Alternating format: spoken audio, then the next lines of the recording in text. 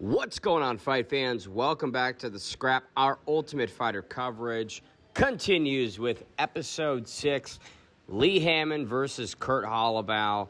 Now, we can jump to the spoilers and the result. I'll let Joey chop this one up the way he wants.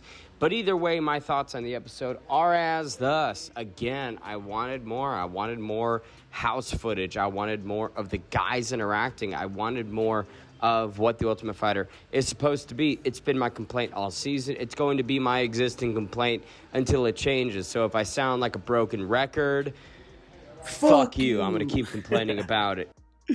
Nah, but I will disagree this time around. I actually did really enjoy this one for a few different reasons.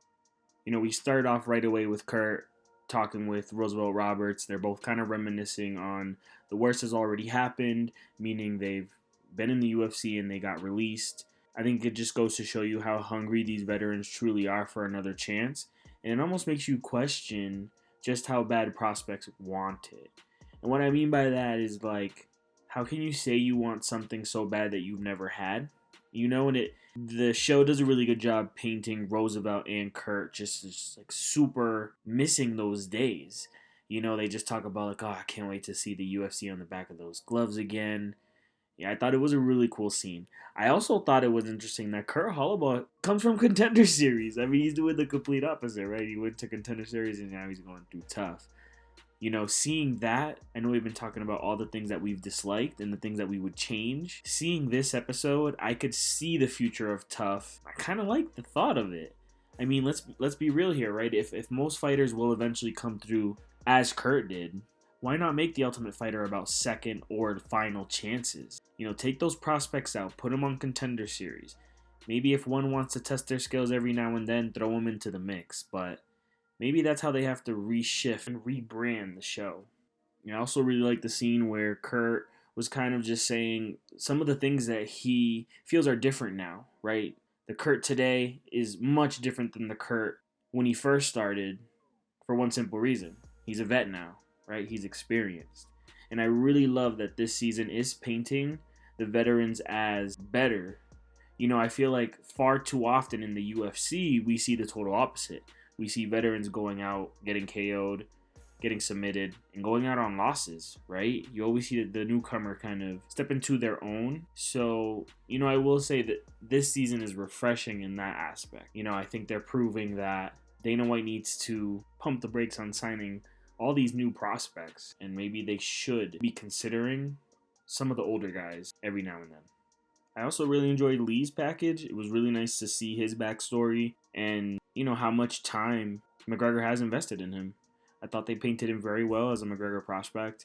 And, I just always find it very interesting that the prospects under these greats of today, they are the total opposite. He's just so quiet, seems like a humble, genuine kid. Either way, Lee Hammond gets choked out in round 2. Now, all of the people saying that this was a dominant performance, this was domination up until the comeback, I don't know. It's not that I disagree. It's that I think that it was a really good performance by Lee Hammond.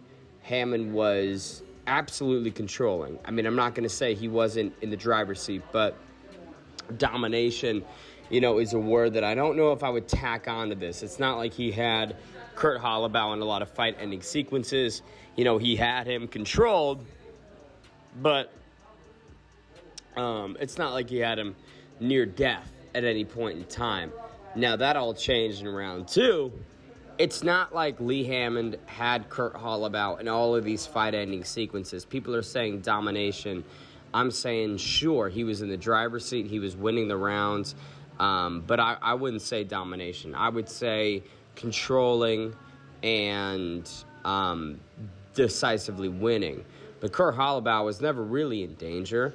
And the only time danger was issued in the cage was when Kurt reversed it on a dumb, a heel hook attempt? An ankle lock attempt by Lee Hammond. He gets reversed and boom, he's done within 30 seconds. Taps that guillotine pretty fast, no defense. And Conor McGregor goes 0-6. Lee Hammond was the big prospect. Lee Hammond was the guy that was supposed to be the, bright spot of the season for Team McGregor. And he falls to one of Michael Chandler's midfield dudes. I don't want to shit on Kurt Holobaugh. Kurt's a great dude, awesome competitor.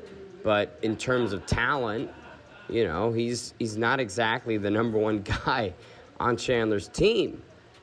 So it was a tough episode for McGregor, and I really don't like what Conor was saying afterwards, and I think that everybody's frustration with him is warranted. Everybody's frustration with Conor McGregor is warranted. He's absent. He's not a great coach. He's not showing up for the fighters. He's showing up for himself, and even then, he's not exactly giving a good account of himself. So Michael Chandler, I think, is capitalizing on this in the best way possible. You saw him high-fiving all of McGregor's team, Aaron McKenzie included. My boy, AJM, slapping a high five to Team Chandler after Lee Hammond's loss. It's kind of just the proof in the pudding that Conor McGregor is not a good coach. He's not there.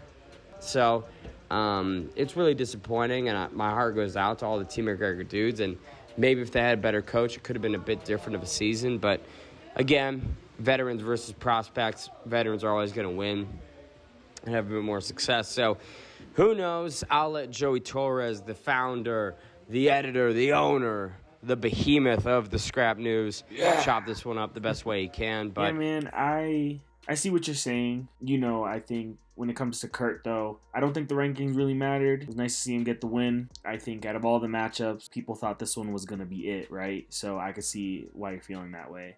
I do feel like a lot of these guys that were kicked out of the UFC, most of the time it wasn't warranted, and even if it was, on the regional scene, they were still proving that they belonged. So, I wouldn't mind seeing any of them back in the UFC, if I'm honest. And playing devil's advocate here, I'm pretty sure the UFC knew that McGregor had to film the Roadhouse while he was there, so he was going to have to split time.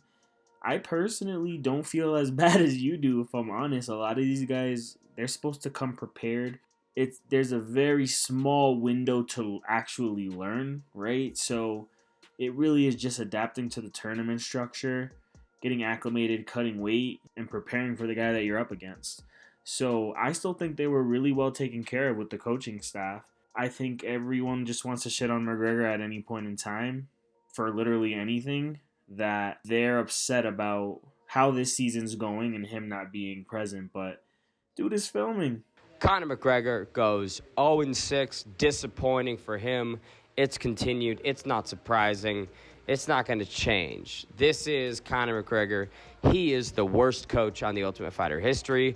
No coach is as bad as he is as absent as he is, and it's just frustrating to see.